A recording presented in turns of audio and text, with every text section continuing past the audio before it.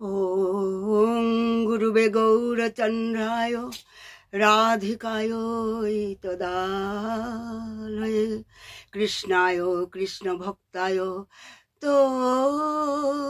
ভক্তায় নমো নমো নমো পঙ্কজ নেত্রায় নমো পঙ্কজ নাভায় নমো পঙ্কজ মালিনে নমো পঙ্কজ নেত্রায় নমস্তে পঙ্কজাঙ্ঘ্রে মুখং করতি বাচালং পঙ্গুং লঙ্ঘয়তে গিরিম যৎকৃপাতমহং বন্দে পরমানন্দ মাধবম।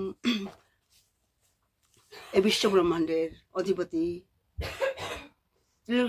ত্রিলোকেশ্বরপতি নন্দনন্দন বজন্য নন্দন কুঞ্জনী কুঞ্জেশ্বর শ্যাম সুন্দর শ্রী রাধা মাধবের অশেষ কৃপা এবং তার আহ্লাদিনী শক্তি শ্রীমতী বিশ্বভানু নন্দিনী শ্রীমতী রাধারানী সর্ব সখী শিরোমণি অষ্টসখী শিরোমণি সেই রাধারানীর অশেষ কৃপায় আমরা আজকে প্রায় 5 বছর চলছে আমরা এই শিবানন্দ বাবার সৎসঙ্গে আমরা শ্রীহরি ব্রাহ্ময়ী প্রতিমূর্তি শ্রীমদ্ ভাগবতমের রস আস্বাদন করবার আমরা সৌভাগ্য লাভ করেছি।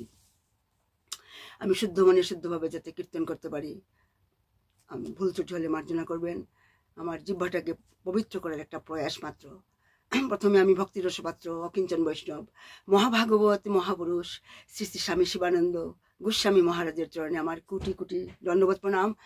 আর সমস্ত রূপানুগ গুরুবর্গ গুরু পরম্পরা এবং সমস্ত আচার্যবর্গের চরণে আমার কোটি কোটি দণ্ডবত প্রণাম।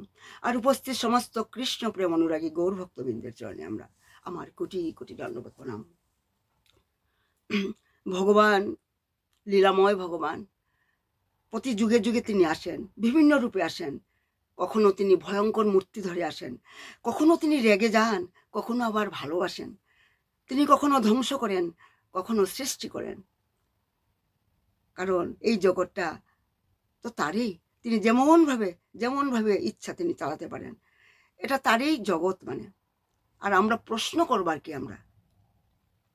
আমরা বলি যে ভগবান পাপ পুণ্যের বিচার করেন। আসলে কি ভগবান পাপ পুণ্যের বিচার করেন? না, ভগবান পাপ পুণ্যের বিচার করেন না। তার জন্য তিনি নিযুক্ত করেছেন যমরাজকে। মানে এই বিশ্ব ব্রহ্মাণ্ডের এইভাবে এই বিশ্ব ব্রহ্মাণ্ডের প্রতিটি কার্য নিয়ন্ত্রণ করার জন্য ভগবান বিভিন্ন দেবদেবীকে নিযুক্ত করেছেন। ভগবান তিনি কিছুই করেন না, তবে কারণ তিনি লীলাময়, লীলা করতে ভালোবাসেন। কৃষ্ণের যতক খেলা তার মধ্যে নরলীলা নরবপু তাহারও স্বরূপ। তিনি কখনো তিনি স্বয়ং তিনি আসেন, যেভাবে 5,500 বছর আগে এসেছিলেন। এইভাবে প্রত্যেক যুগে তিনি সাংস রূপে, অংশ রূপে, বৈভব রূপে তিনি আসেন। মানে তবে ভগবান কি করেন? তবে ভগবানের কাজ কি? তবে তাই তো আমাদের পদকর্তা তিনি গিয়েছেন, তাই তো তুমি রাজার রাজা হয়ে, তাই তো তিনি তো রাজা মহারাজ তিনি, তাই তো তুমি রাজা রাজা হয়ে তুমি প্রভু আমার হৃদয় মাঝে ফিরছ কত মনোহরণ বেশে প্রভু নিত্য আছো জাগি। পরমাত্মা হয়ে সবাই হৃদয়ে বিরাজ করছেন। আর তিনি রসময় মূর্তি ভগবান শ্রীকৃষ্ণ, তিনি দর্শক হিসাবে জীবাত্মাকে দেখছেন। মানে লীলাময় ভগবান, তিনি এসে লীলা করেন, তিনি এসে ননি চুরি করেন, রাধারানীকে সেবা করার জন্য শৃঙ্গার শেখেন। ললিতা বিশাখার কাছে তিনি মানে একটা ছাত্র হয়ে শৃঙ্গার করতে শেখেন। তার সখাদের পিঠের উপর চড়ে বেড়ান তিনি। তার যখন ইচ্ছা তিনি রূপ ধারণ করেন, কখনো কালী হন, কখনো শিব হন, বরাহ, কুর্ম, বিভিন্ন রূপে তিনি আসেন। কারণ তিনি হচ্ছেন সৃষ্টিকর্তা তিনি। তাই আমরা দেখছি ভক্ত এবং ভগবানের সম্মিলনে কি হয়? ভক্তির জন্ম হয়। তাই ভক্ত এবং ভগবান, যেখানেই ভক্ত আর ভগবান সেখানেই ভক্তির সৃষ্টি। মানে আমরা গত শনিবার আমরা রসাস্বাদন করেছিলাম কিভাবে যখন যমদূতদের সঙ্গে বিষ্ণুদূতদের যখন তর্ক বিতর্ক হচ্ছিল, তখন অজামিল সেই পাপী অজামিল অচেতন অবস্থায় ছিল। আর অজামিলের আত্মার উপর কার অধিকার রয়েছে তা নিয়ে বিষ্ণুদূত আর যমদূতদের মধ্যে মানে তর্ক বিতর্ক হচ্ছিল। কারণ অজামিল সারাটা জীবন পাপেই করেছে, লুণ্ঠন করেছে, হত্যা করেছে। শেষ বয়সে তার বয়স 88 বছর বয়স, 80 বছরের উপর। তার 10টা পুত্র ছিল। তার কনিষ্ঠ পুত্রের নাম নারায়ণ ছিল। তার মৃত্যুমুখে পতিত হয়েছিল। তখন যমদূতরা এসেছিল, কারণ যমদূতরা তার হিসাব, চিত্রগুপ্ত হিসাব রাখেন পাপের। কিন্তু অজামিল যেহেতু তার বলা হয় অজ্ঞাত সুকৃতি, আমি গত ক্লাসে বলেছিলাম অজ্ঞাত সুকৃতি, আবার পুনরুক্তি করছি না। অজ্ঞাত সুকৃতি মানে কি, সে যৌবনে কৈশোরে ছোটবেলায় সে ব্রাহ্মণ কুলে জন্ম হয়েছিল, যার জন্য গায়ত্রী মন্ত্র পাঠ করত, গঙ্গায় স্নান করত, আর নিত্য ভাগবত পাঠ করত তার বাবার সঙ্গে। তার সুন্দরী স্ত্রী ছিল, পুত্র কন্যা ছিল, সবাইকে ত্যাগ করে সে বারবনিতার সঙ্গে সঙ্গ করার ফলে পতিত হয়েছিল। আর তার মৃত্যুর সময় সে নারায়ণ নারায়ণ বলে তার মানে ছোট পুত্রটা, কনিষ্ঠ পুত্রকে ভালোবাসতো খুব, তাই সব সময় তাকেই ডাকতো, মানে নারায়ণ এদিকে আয় বাবা, কাছে আয়, জল খা, এই যে দুধটা খেয়ে, এই সারাটা দিন নারায়ণকে ডাকতো। সেটাকে বলে অজ্ঞাত সুকৃতি। কিন্তু যখন বিষ্ণুদূতরা যখন আসলো, এই নারায়ণ নারায়ণ ডাক শুনে ভগবান হচ্ছেন মানে করুণাময় তিনি, কারণ ভক্তের ডাকে ভগবান ছুটে আসেন। ভক্তকে আর দৌড়াতে হয় না, ভগবান ভক্তের জন্য ছুটে আসেন। তাই যখন বিষ্ণুদূতরাকে দেখে যমদূতরা বলল, আপনারা কে, কোথা থেকে এসছেন? কারণ এত পাপ করেছে, যার জন্য তারা তার মৃতদেহ নিতে এসেছিল যমদূতরা। তাই তখন তারা প্রশ্ন করেছিল, দণ্ড, বিষ্ণুদূতরা যখন তাদেরকে প্রশ্ন করলো যমদূতদের, যে তোমরা যে সত্যি যদি তোমরা যমরাজের সেবক হও, তাহলে আমাদের কাছে ধর্মের স্বরূপ এবং অধর্মের লক্ষণগুলি বর্ণনা করো। তখন এই যমদূতরা সেই বিষ্ণুদূতদের তাদের প্রশ্নের উত্তরে তারা বলতে লাগলো, কথং সিদ ধীয়তে দণ্ড কিং বাস্য স্থান মিশ্রিতম দণ্ডাকি কারিণ সর্বে আহসিত মৃণাম। মানে দণ্ডদানের কি কি বিধি আছে, বিধি কি, আর দণ্ডে মানে দণ্ডের উপযুক্তকে, কারা দণ্ড পাবার উপযুক্ত, আর সমস্ত কর্মীরাই কি দণ্ডনীয়, অথবা তাদের মধ্যে কয়েকজন মাত্র দণ্ডনীয়, এইগুলি প্রশ্ন করছে। মানে কারণ যাদের দণ্ড দেওয়ার অধিকার রয়েছে, সকলকে দণ্ড দেওয়া তাদের উচিত নয়, সকলকে উচিত নয়।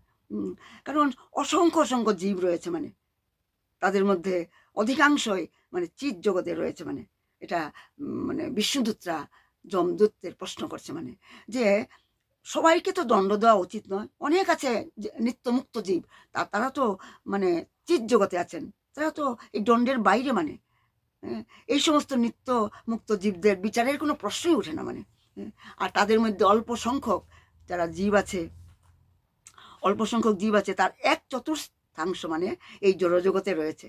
1/4 মানে আমি সেটা বোধহয় ক্লাস অনেকদিন আগে, আমি জানি না, আমাদের চৈতন্য চরিতামৃতে বোধহয় আমরা কীর্তন করেছিলাম, সেই 84 লক্ষর মধ্যে 80 লক্ষ হচ্ছে জলজ, মানে জলজা নবলক্ষানি স্থাবরা লক্ষবিংশতি ক্রিময় রুদ্র সংখ্যাকাং পক্ষিনাম 10 লক্ষানাম 30 লক্ষানি পশুব 4 লক্ষানি মানুষা। সেটা বিষ্ণুদূতরা বলছে যমদূতদের 4 লক্ষানি এখানে। তাই তো এখানে বলা হচ্ছে যে এই 80 লক্ষ জুনিয়েই, এই 84 লক্ষ জুনিভুক্ত সমস্ত জীবদের মধ্যে 80 লক্ষ জুনি হচ্ছে মনুষ্যতর, তারা দণ্ডনীয় নয়। কিন্তু কারণ এই 80 লক্ষর মধ্যে কারা কারা পড়ছে, জলজারা থাকে, স্থাবরা যেমন বৃক্ষ গাছ তরুলতা, তারা হচ্ছে 9 লক্ষ, ক্রিময় রুদ্র সংখ্যানাং, যে বাবা কীট পতঙ্গ সরীসৃপ, এটা তারা হচ্ছে 10 লক্ষ।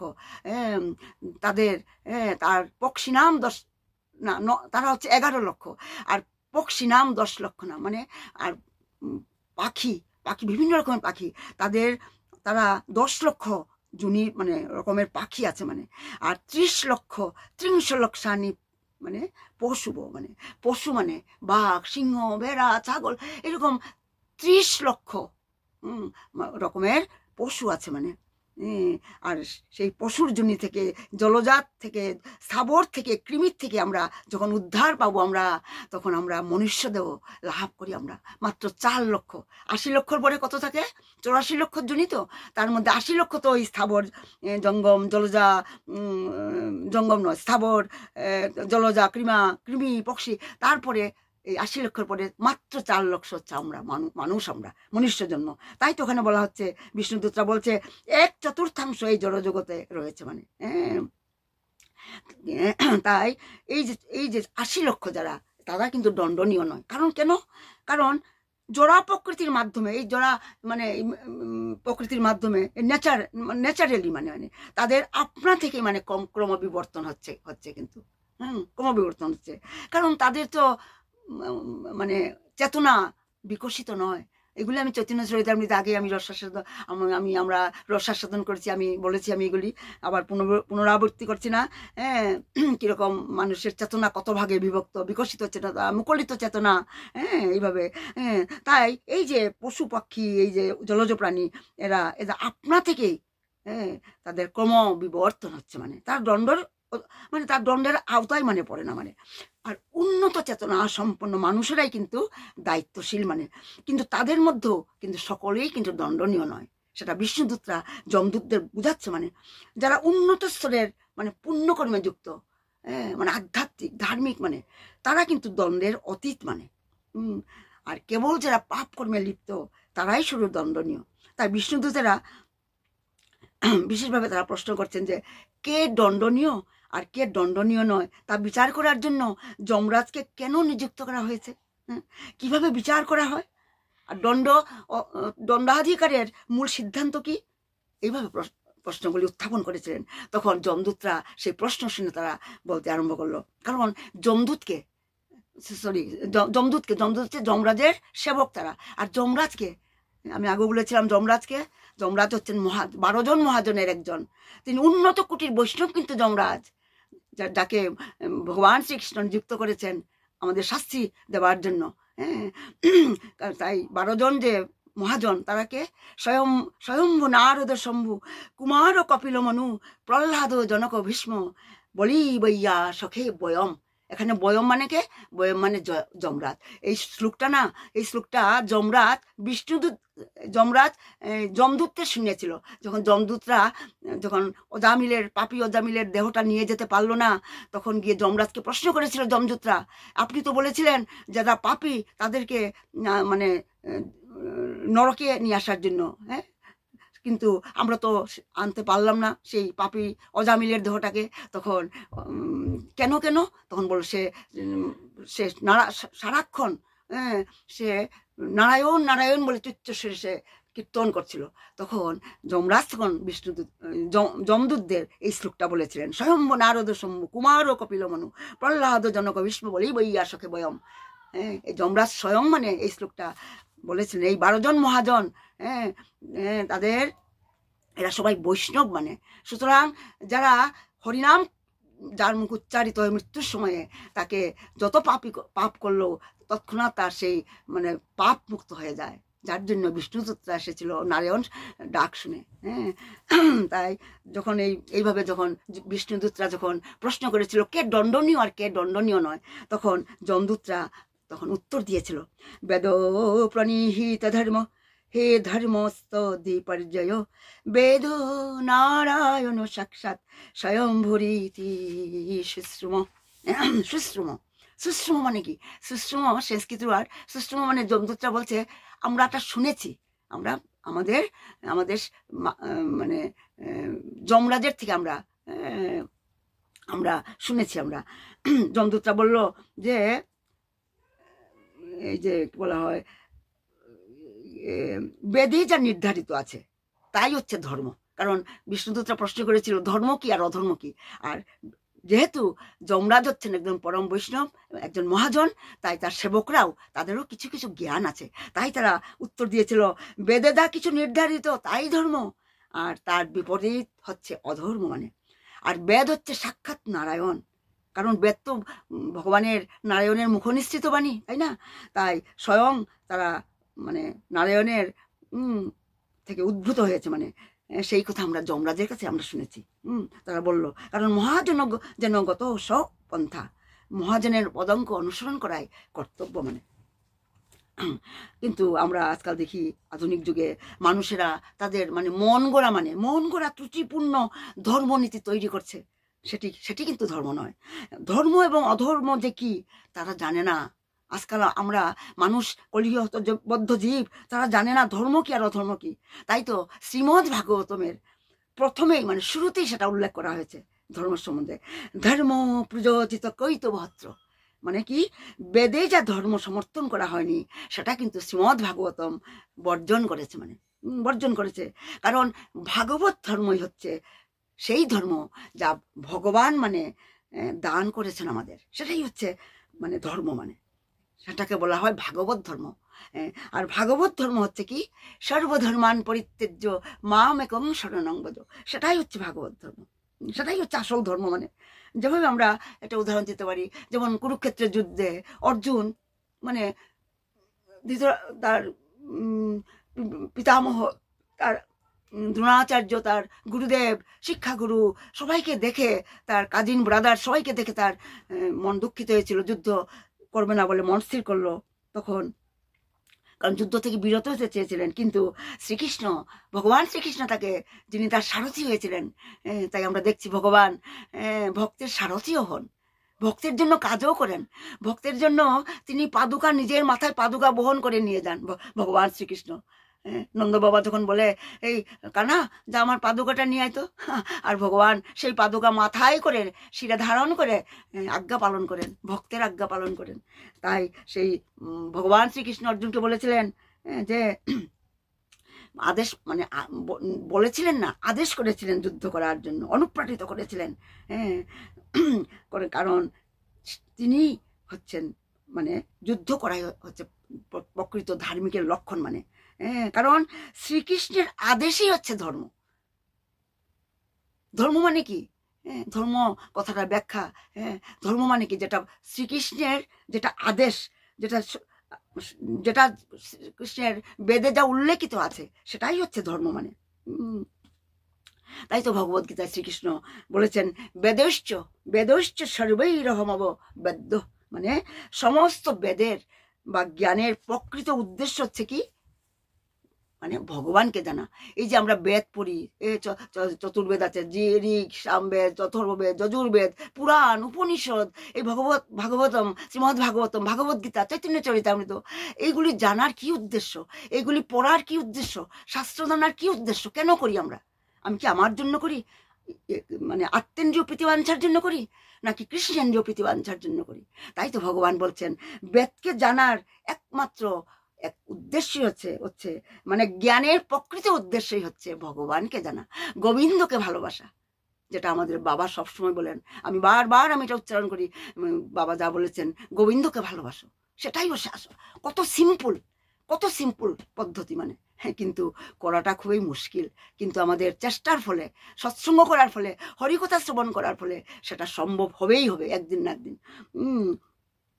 তাই তো ভগবত গীতায় ভগবান কি বলেছেন অর্জুনকে আবার, কারণ অর্জুন ওয়াজ বিউল্ডার্ড, বুঝতে পারছিল না ধর্ম কি অধর্ম কি, যুদ্ধ করা কর্তব্য না কর্তব্য। তাই ভগবান আবার বললেন, জন্ম কর্ম চেমে দিব্যমে এবং যো ব্যক্তি তত্ত্বত ত্যক্তা দেহং পুনর্জন্ম নৈতি মামেতি অর্জুন। হে অর্জুন, যিনি আমার এই প্রকার দিব্য জন্ম এবং কর্ম যথাযথভাবে জানেন, যথাযথভাবে, তাকে আর এই দেহত্যাগ করার পর আর পুনরায় জন্মগ্রহণ করতে হয় না। তিনি আমার নিত্য ধাম লাভ করেন, সেই চিন্ময় ধাম, সেই গোলক বৃন্দাবন লাভ করেন। মানে কারণ বেদানাং প্রথম বক্তা হরিরেই বোঝাত ভিভো, মানে বেদের এই যে চিন্ময় বাণীগুলি ভগবানের শ্রীমুখ থেকে নিশ্চিত হয়েছে। তাই বৈদিক তত্ত্ব হচ্ছে বৈষ্ণব তত্ত্ব। আপনার মন দিয়ে শুনবেন, এই যে বৈদিক তত্ত্ব, এটা হচ্ছে বৈষ্ণব তত্ত্ব। কারণ বিষ্ণু হচ্ছেন সমস্ত বেদের উৎস, মানে আর বেদে বিষ্ণুর উপদেশ ছাড়া আর কিছুই নেই, মানে আর কিছুই নেই। তাই যিনি বৈদিক সিদ্ধান্ত অনুসরণ করেন তিনিই হচ্ছেন বৈষ্ণব। তাই আমরা এগুলো আগে আলোচনা করেছি, বৈষ্ণব আর ব্রাহ্মণের মধ্যে কি পার্থক্য, মানে হুইজ মানে বৈষ্ণব আর কে ব্রাহ্মণ। আবার আমি পুনরাবৃত্তি করছি না, তাই বলা হচ্ছে যিনি বৈদিক সিদ্ধান্ত অনুসরণ করেন তিনিই হচ্ছেন বৈষ্ণব। আর এই বৈষ্ণব কথাটা, এই বৈষ্ণব কিন্তু এই জড়জগতের তৈরি কোনো সংস্থার সদস্য নয়। কিন্তু আমরা যা বলি উনি একজন বৈষ্ণব, এই বৈষ্ণব মানে এটা কিন্তু এই জড়জগতের তৈরি কোনো সংস্থা নয়, কিন্তু সংস্থার সদস্য নয়। কিন্তু কারণ বৈষ্ণব হচ্ছে প্রকৃত বেদজ্ঞ, মানে যে কথা ভগবদ্গীতায় প্রতিপন্ন করা হয়েছে, কি বেদশ্চ সর্বরহমেব বেদ্য, মানে এইভাবে আমরা দেখছি। আবার বলছেন যেন সৌধাম্নানি ভাবা রজ সত্য তমোময়া গুণ নাম ক্রিয়ারূপৈ বিভাবন্তে যথা তথম। কারণ তখন তারা বলছে যে সর্বকারণের পরম কারণ অনাদিরাদি গোবিন্দ যিনি নারায়ণ, তিনি তার নিজ ধামে তিনি বিরাজ করেন, তিনি নিজ ধামে বিরাজ করেন। কিন্তু তার সত্ত্বেও কিন্তু তিনি এই সত্য রজ তম এই জড়া প্রকৃতির এই তিনটি গুণের দ্বারা এই সমস্ত জগৎকে নিয়ন্ত্রণ করেন। কারণ আমরা তো সত্য রজ তম দ্বারাই তো আমরা বাধিত, আমরা we are bounded by this three gunas, মানে আর সেই অনুসারে আমরা কাজ করি। এই জন্য আমরা আমাদের সেই কর্মের অনুযায়ী আমরা শাস্তি ভোগ করি। এইভাবে সমস্ত জীব বিভিন্ন গুণ, বিভিন্ন নাম, যেমন নাম কি, যেমন ব্রাহ্মণ, বৈশ্য, ক্ষত্রিয়, শূদ্র, আর বর্ণাশ্রম ধর্ম অনুসারে বিভিন্ন কর্তব্য এবং বিভিন্ন রূপ আমরা লাভ করেছি। মানে এইভাবে ভগবান নারায়ণ হচ্ছেন সমগ্র জগতের, মানে তিনি হচ্ছেন মানে কারণ, মানে তাই তো বলা হয় ঈশ্বর পরম কৃষ্ণ সচ্চিদানন্দ বিগ্রহম অনাদিরাদি গোবিন্দ সর্বকারণ কারণম। যিনি শ্রীকৃষ্ণ, যিনি গোবিন্দ নামে পরিচিত, তিনিই হচ্ছেন পরম নিয়ন্তা। He is the creator, he is the maintainer, মানে তিনি সব, মানে তার দেহ মানে হচ্ছে সচ্চিদানন্দ দেহ, মানে সব তিনি সব কিছুর আদি, তার নিজের কোনো কিন্তু উৎস নেই। কারণ তিনি হচ্ছেন সর্বকারণের পরম কারণ। মানে তখন এইভাবে যখন প্রশ্ন আর উত্তর দেওয়া হচ্ছিল বিষ্ণুদেব দূত এবং জনদূতদের মধ্যে, তখন জনদূতরা আবার বলতে লাগলো এই যে সূর্য, যে অগ্নি, আকাশ, বায়ু, দেবতা, চন্দ্র, সন্ধ্যা, দিন, রাত্রি, জল, পৃথিবী, পরমাত্মা স্বয়ং জীবের সমস্ত কর্মের সাক্ষী। কারণ কিভাবে দণ্ড দেওয়া হয়, কারণ আমরা অনেক সময় তো আমরা ভাবি কি আমরা মানে অগুচরে আমরা কুকর্ম করে থাকি জীব। তখন ভাবে কি যখন কুকর্ম করে, এই যে চুরি করে, যখন একটা মানুষকে যখন একজন মানুষ হত্যা করে, সে তো মানে আড়ালে করে না, চোখের অন্য মানুষের চোখের আড়ালে করে, সে ভাবে কে আর দেখেছে। কিন্তু সেটা দেখার যে অনেক সাক্ষী রয়েছে। কে সাক্ষী? তারা এই যে সূর্য, অগ্নি, আকাশ, বায়ু, দেবতা, চন্দ্র, সন্ধ্যা, দিন, রাত্রি, জল, পৃথিবী, আর ভগবান স্বয়ং তিনি পরমাত্মা হয়ে আমার হৃদয়ে বসে আছেন, তিনি তো আমাদের সেই কর্মের সাক্ষী। সবগুলি কাজ তিনি দর্শন করছেন। সবাই সাক্ষী আমাদের এই কাজের, আমাদের পুণ্যকর্মের আর পাপ কর্মের সাক্ষী হচ্ছেন এইসব, মানে এই সূর্য, অগ্নি, আকাশ, বায়ু, তারা। একটা আমার মনে পড়ছে, এই যে আমেরিকায় একটা প্রফেসর, তার মানে খুব তর্কাতর্কি হচ্ছিল এক বৈষ্ণবের সঙ্গে। তিনি বলছিলেন যে অপরাধীর দুষ্কর্মের সাক্ষ্য অনুসারে মানে বিচার করা হয়।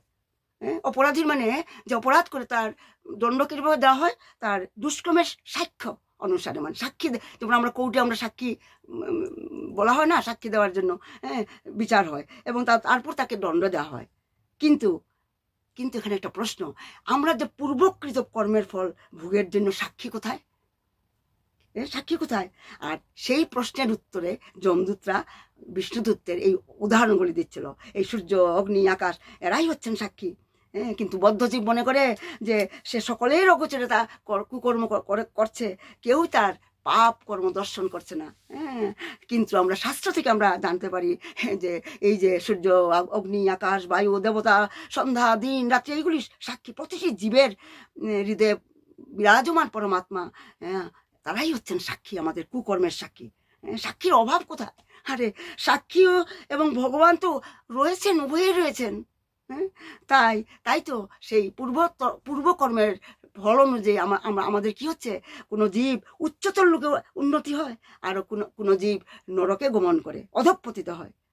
এই সিদ্ধান্তের কিন্তু কোনো গরমিল নেই, কারণ ভগবানের পরিচালনায় সব কিছু নিখুঁতভাবে পরিচালিত হয়। কিন্তু আমরা বুঝতে পারি না, কারণ আমাদের ডিফেক্টিভ মানে ইন্দ্রিয়, আমাদের চক্ষুটা ডিফেক্টিভ, কান ডিফেক্টিভ, কানে অনেক সময় শুনতে ভুল করি, চোখে আমরা যা দেখি অনেক সময় ভুল করি। হ্যাঁ, তাই আমাদের ডিফেক্টিভ ইন্দ্রিয় জড় পঞ্চেন্দ্রিয় জ্ঞানেন্দ্রিয় দিয়ে আমরা সেটা বিচার করতে পারি না। স্বাভাবিকই জ্ঞান বলো ক্রিয়াচ মানে। হ্যাঁ, তাই তো বলা হচ্ছে যে এই শ্লোকে সমস্ত সাক্ষীর কথা উল্লেখ করা হয়েছে, মানে এই সমস্ত সাক্ষীদের দ্বারা। আচ্ছা আচ্ছা আচ্ছা, ঠিক আছে। হ্যাঁ, তাই তো তারা যমদূতরা বলছে, বৈকুণ্ঠ যমদূতরা বিষ্ণুদূতরা বলছে যে আপনারা তো বৈকুণ্ঠবাসী, হ্যাঁ, আপনারা নিষ্পাপ, হ্যাঁ, যে দণ্ড কে পাবে না পাবে আপনারা তার কি জানেন, যমদূতরা বলছে বিষ্ণুদূতদের। হ্যাঁ, কারণ এই জগতে পাপ এবং পুণ্যকর্ম অনুষ্ঠানকারী সকলেই কিন্তু কর্মী, মানে কারণ উভয় প্রকার কর্মই তাদের পক্ষে সম্ভব। কারণ জড়া প্রকৃতির 3টি গুণের দ্বারা কলুষিত আমরা, আর গুণের এই সত্য রজতম গুণের প্রভাব অনুসারে আমরা কর্ম করি, মানে আর দেহধারী জীব আমরা কর্ম না করেও আমরা থাকতে পারি না। তাই প্রকৃতির গুণ অনুসারে যারা কর্ম করে মানে সেটাকে সকাম কর্ম বলা হয়, আর পাপ কর্ম করতে বাধ্য তারা, বাধ্য মানে এই জড়জগতে। তাই সেই জন্য এই জড়জগতে সমস্ত জীবেই দণ্ডনীয়, মানে তারা বলছে, মানে কারণ এই জীবনে যে ব্যক্তি যে পরিমাণ এবং যে প্রকার কর্ম, যে প্রকার মানে ধর্ম বা অধর্ম আচরণ করে, আর পরবর্তী জীবনে সেই ব্যক্তি সেই পরিমাণ এবং সেই প্রকার কর্মফল মানে ভোগ করবেই, এটা মানে নিশ্চিত। মানে যারা সত্যগুণে আচরণ করে তারা মানে স্বর্গলোকে দেবশরীর প্রাপ্ত হয়। যারা সাধারণভাবে আচরণ করে মানে অত্যধিক মানে বেশি পাপকর্ম করে না, অল্প পাপকর্ম করেছে, তারা মধ্যবর্তী লোকে মানে পৃথিবীতে আবার জন্মগ্রহণ করে। আর জঘন্য যারা পাপকর্ম করে তারা নরকে পতিত হয়, মানে এইভাবে তারা এগুলি যমদূতরা বিষ্ণুদূতদের বলছিল, মানে তাই তো বলা হচ্ছে যে আমার জীবনের রিমোট কন্ট্রোলটা আমি, যেহেতু জীবনটা আমার, সুখ দুঃখ তো আসবেই আমাদের জীবনে, সুখের পর দুঃখ, দুঃখের পর সুখ, কিন্তু যার জীবনে পরমাত্মা আসে, যার জীবনে গোবিন্দ আসে, যার জীবনে গুরুদেব আসে, সে কিন্তু এই সুখ দুঃখের উপরে উঠতে পারে, মানে উপরে উঠতে পারে। তাই ভক্তকে সেই সুখ দুঃখের উপরে উঠতে হবে। তখন ভক্তের কাছে যখন আনন্দ আসে সে আনন্দিত হয়, আর দুঃখ যখন তার জীবনে আসে তখন সে দুঃখের মধ্যেও সে আনন্দ দেখতে পায়, মানে আনন্দ দেখতে পায়। সুখ দুঃখের সে এই দুটা স্থিতিতেই সে আনন্দে থাকে, মানে সুখেও দুঃখেও, শীতেও গ্রীষ্মেও একইভাবে থাকে ভক্ত, মানে। কিন্তু আমরা কি করি, আমরা মানুষের দ্বারা বেশি প্রভাবিত হই। We are influenced by others, আমরা ইনফ্লুয়েন্সড বাই আদার্স। আমাদের রিমোট কন্ট্রোলটা আমরা অন্যদের হাতে দিয়ে দিই, কিন্তু এটা আমার জীবন, আমার রিমোট কন্ট্রোলটা আমার হাতে রাখতে হবে। মানুষ অন্যের হাতে আমার রিমোট কন্ট্রোল দেওয়া উচিত নয়। কেউ যদি আমরা প্রশংসা করে আমাকে ভালো মন্দ বলে আমরা খুব খুশি হয়ে যাই, আমরা খুশি হই। আর যদি আমাকে কেউ নিন্দা করে কিছু কথা শোনায় আমাদের তখন সৎক্ষণ আমাদের মুডটা অফ হয়ে যায়, আমরা দুঃখিত হয়ে যাই। তাই তো আমাদের ভাগবত কি শেখাচ্ছে, ভাগবত বলছে নিজের জীবন নিজে পরিচালিত করো, অন্যদের দ্বারা নয়। কারণ আমার জীবনের রিমোট কন্ট্রোল অন্যদের দ্বারা দেবো কেন? তাই তো ভাগবতম, শ্রীমদ ভাগবতম আমাদের এটাই শেখায় যে জীবকে সুখ দুঃখের উপরে উঠতে হবে, উপরে উঠতে হবে। গোবিন্দের আনন্দ শুধু সেখানেই যেখানে গোবিন্দের চরণে মনকে স্থিত আমরা করতে পারবো, গুরুদেবের চরণে যখন আমরা মনকে স্থিত করতে পারবো তখন আনন্দই আনন্দ। মানে আমি এখানেই বিরাম দিচ্ছি। নিতাই গৌ সীতানাথ প্রেমানন্দে হরি হরি বল, হরি হরি বল। সৎসঙ্গ কি জয়, শিবানন্দ বাবা কি জয়, খেতুরি ধাম কি জয়, নরোত্তম দাস ঠাকুর কি জয়। হে কৃষ্ণ গোবিন্দ হরে মুরারি, হে নাথ নারায়ণ বাসুদেব, জয় রাধে জয় রাধে জয় রাধে জয় রাধে, জয় কৃষ্ণ জয় কৃষ্ণ জয় কৃষ্ণ জয় কৃষ্ণ। নিতাই গৌর হরি বল, হরি বল, হরি বল, হরি বল। প্রণাম প্রণাম, ভুল ত্রুটি মার্জনা। প্রণাম। আজকে চৈতন্য মহাপ্রভু আলোকপাত করেন।